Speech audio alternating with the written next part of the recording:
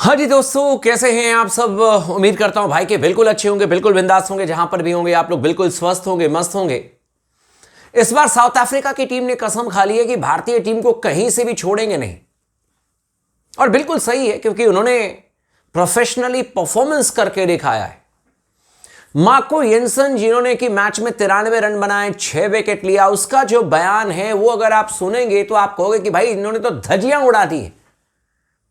Team India के बल्लेबाजों को जिस तरीके से उन्होंने धोया है, एक स्टेटमेंट काफी है मार्को येंसन की तरफ से।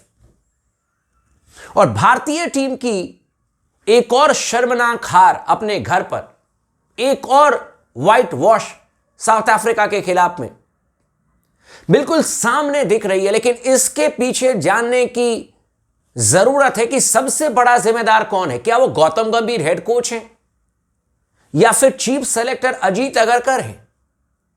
आप लोग इस वीडियो को आखिरी तक जरूर देखिएगा। आप लोगों का कमेंट बहुत इंपॉर्टेंट है मेरे लिए। आज खुलकर के बात करेंगे कि अजीत अगरकर वर्सेस गौतम गंभीर कौन है। भारतीय टीम की इस तरीके से जो हालत है, इस तरीके का जो परफॉर्मेंस है, इसके पीछे सबसे ज्यादा जिम्मेदारी किसकी बनती है, इस पर चर्चा करेंगे। चैनल को जरूर सब्सक्राइब कर लीजिएगा, वीडियो को लाइक कर लीजिएगा और लगातार अपना प्यार, अपना सपोर्ट बना करके रखें स्पोर्ट्स टॉक के साथ में। सबसे पहले मार्को येंसन के बारे में चर्चा कर लेते हैं। भाई एक तो बात माननी पड़ेगी, इस बात को समझना होगा आप लोगों को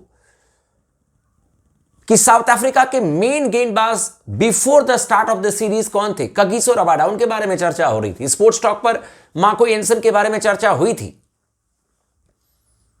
लेकिन आप देखो तो कगिसो रबाडा इस सीरीज में खेल नहीं रहे हैं।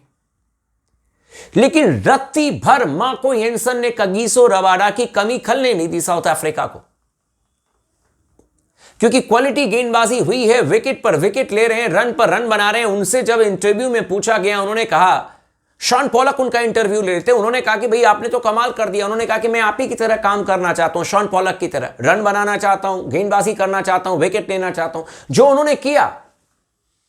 लेकिन भारतीय टीम के बल्लेबाजों का मजाक इस बात को लेकर के मैं कह रहा हूं कि उड़ाया, क्योंकि उन्होंने क्लियर कर दिया है भाई कि इस पिच पर कुछ भी उल्टा सीधा नहीं है। उन्होंने कहा कि यह पिच बहुत अच्छी है बल्लेबाजी करने के लिए, बस एक्स्ट्रा बाउंस है इस पिच में, दैट्स इट।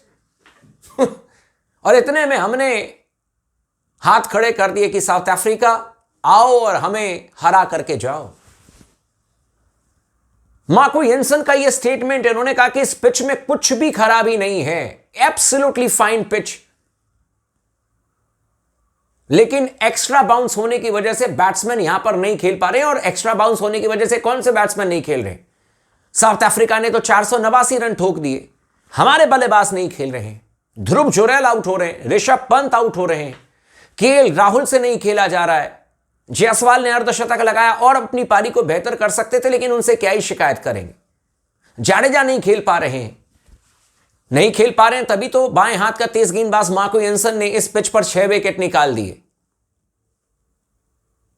यानी कि उन्होंने क्लियर कर दिया है कि भाई हारने के बाद ये मत कहना कि इस पिच पर ये था वो था, भाई ऐसे हो गया वैसे हो गया, क्रैक्स हो गए, टॉस नहीं जीत रहे हैं, हर मैच में टिम्बा टॉस जीत जाते हैं।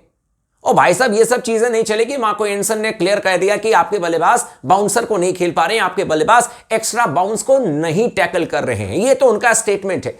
अब आप लोग कमेंट करके बताओ कि इस घटिया परफॉर्मेंस, इस तरीके से हम अगर घर में हारेंगे तो इसकी जिम्मेदारी गौतम गंभीर की बनती है या अजीत अगरकर की बनती है।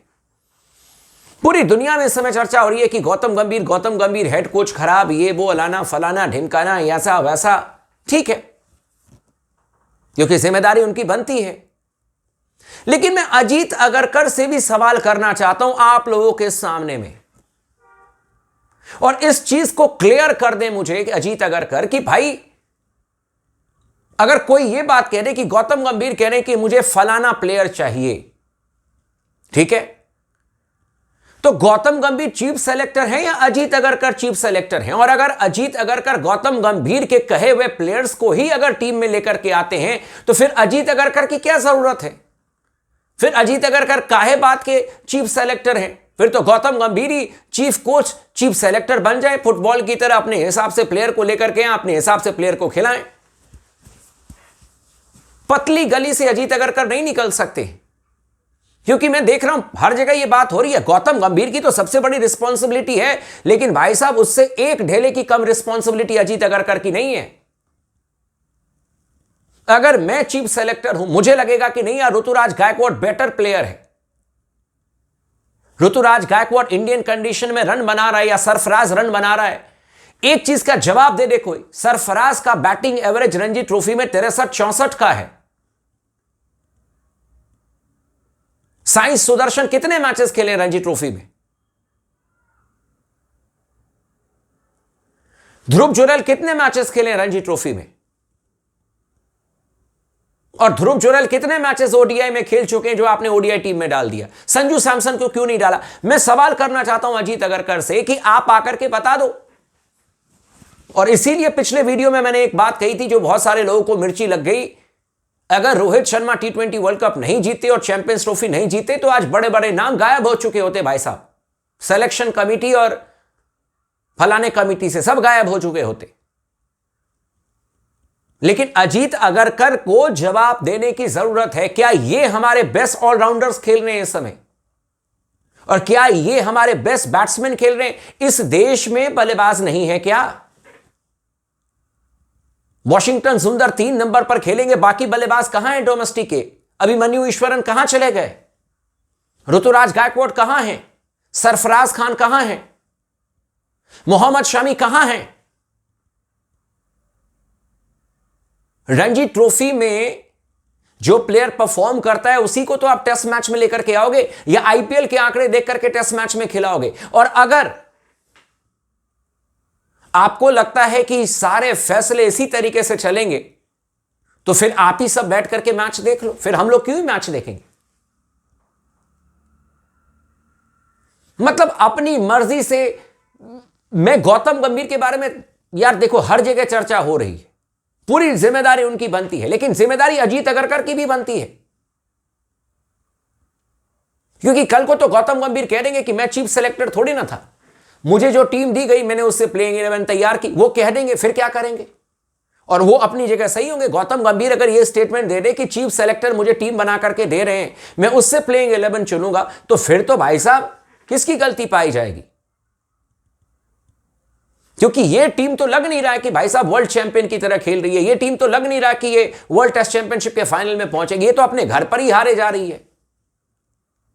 और जीते किसके खिलाफ में? बांग्लादेश के खिलाफ में। जीते किसके खिलाफ में? वेस्ट इंडीज के खिलाफ में। ये दोनों माइटी टीम है। अब जिम्बाब्वे बाकी है, उसको भी बुला ही लेते हैं, रगड़ देते हैं उनको। बड़ी टीमों के खिलाफ में हारेंगे, छोटी टीमों को रगड़ करके फिर से स्टार बन जाएंगे, फिर से वाहवाही लूट लेंगे कि देखो रगड़ दिया हमने। बहुत बड़ी जिम्मेदारी है अजीत अगरकर की।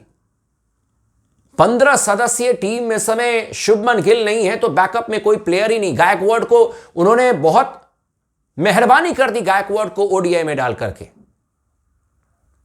और भाई साहब डोमेस्टिक के प्लेयर को अगर आप रणजी ट्रॉफी से उठा करके टेस्ट मैच में नहीं डालोगे तो फिर क्या रिवॉर्ड और क्या अवार्ड यार? कल को रणजी ट्रॉफी भी समाप्त हो जाएगा, खिलाड़ी क्यों खेलेंगे? फिर कहेंगे कि थैंक यू वेरी मच भाई, हम भी आईपीएल ही खेल लेते।